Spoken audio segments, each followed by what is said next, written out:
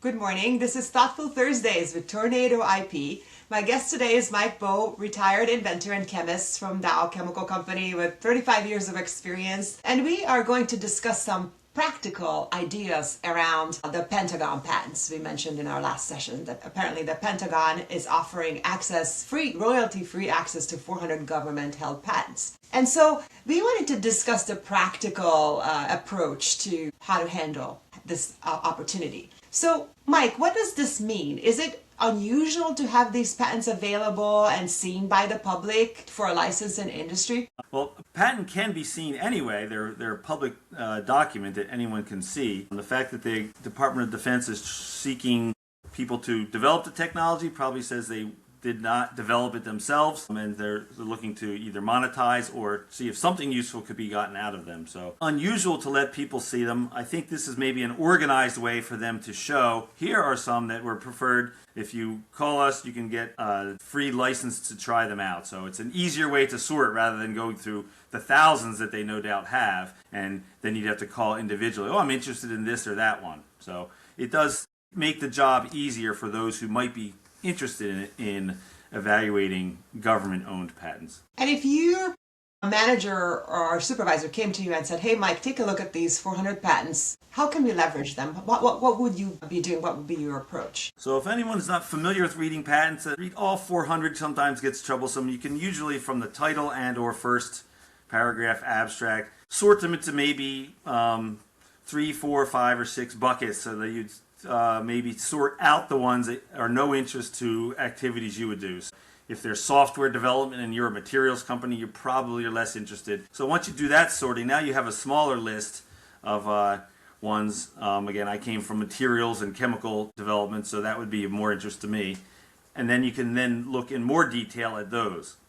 And so that's how I would do it, down sort them. Sometimes you get a small team of a couple peers to read them just because you get a different opinion on, oh, this is something that maybe we would be interested in doing if we had a way, or this, no way we would want to be doing this. And so, again, you can winnow the list down to a shorter list of technologies you might consider. Do we have any concerns about the licensing and the way licensing is offered, the length of licensing, exclusivity? Is there a concern, and how would you approach that? So I guess the patent owner can give a license to others, and if I was doing research in this area, oh, here's one, it's for a new material and method to make it. Oh, we're interested in that and we could possibly do it, and I know a product we might be able to make from it. I'd want to know, that process alone could be several years from the time we start doing it, and I'd want to know, am I the only one doing it, or are they licensing it to 3 or 5 or 10 other companies? So then it's the competitive field is tougher. And what are the terms of the license going to be? If I read the paper correctly, it's a couple years of evaluation, which is useful, I think, for a quick look at it, and so it does fill my early R&D pipeline, but I don't want to develop a product over 3 years and find that the licensing is going to be vastly different. So I want to at least have that discussion up front with our attorneys and the Pentagon's attorneys as to what the long-term prospects are for exclusivity, either in geography, you can do it in the US, or could we sell it anywhere, and other companies, and then what might the terms be, again, for the lifetime of this patent, which could be another 15 years from now. Certainly the language of the licensing agreement, the exclusivity, has to be properly negotiated in order to make sure that this can be monetized and worth the effort that you're putting in up front. Switching topics a little bit, again, trying to maintain practical aspects of our discussion. Where do you normally search for patents as a scientist in a company?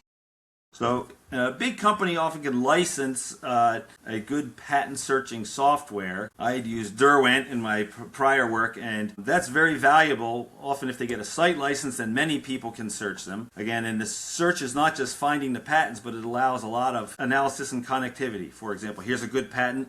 Who else has cited it in the future, and what is the citations in the past? Things like that software has access to, plus analysis of connectivity, number of times it was cited. So it lets you see the value of it. You can tell when things are continued or dropped or split. Is it granted in 2 countries or 150 countries? That could be an indication of its value. So there's a lot of stuff that These software programs allow to search better than the public things like Google Patent. Do you think that you could quickly pull up all of the patents by the Department of Energy, for example? Also, I'm wondering how they do it, because they might be the assignee, and the inventors could be, for example, their contractors, whether it's whoever operates some of the DoD facilities. Maybe some are done by universities themselves or other small companies, but if it was work that was sponsored by DoD, they had right to get the patent. So it would be a lot.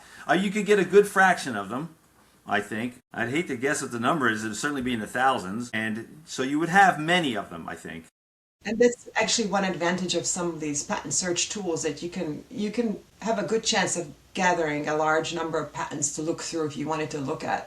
These tools also are good in that they let you put in a list of names of whether it's the inventors and or the who they're assigned to, and so you can add Department of Defense, or whether it's their subcontractors that operate their facilities, and so you can extend that, or so that's actually one way to do it. And then you can also use that, say, to focus down if you wanted things done at this facility only or on these topics. So they let multiple fields of search, so you can turn that multi-thousand hit list into something more manageable. So if you identify a certain department, a certain set of inventors that are working with the technology that you're interested in, you can restart your search. And is there any publicly available tool that you could do something like this with? There's not great ones. I've used a little Google Patent, and also actually, since patents are government documents, PTO, the Patent and Trademark Organization, you can search inside there, but it doesn't have as sophisticated, say, multi-field search tools. So searching for 5 or 6, from my experience, keywords, and say an inventor and a set of years you want to look at, because you might not want to search for 30-year-old patents, and that doesn't work as conveniently inside of the public available ones. Whereas again, these tools that you can purchase access to, they are really good at things like that. If there's complicated intersection of search terms, it can usually be a way to handle that. Yeah, so it's well worth a few $1,000s a year for seat of one of these tools, so that you can really thoroughly investigate something that you're interested in. It saves a lot of time. Yep. Thank you. So this is Tornado IP, Thoughtful Thursdays. Thank you for joining us today.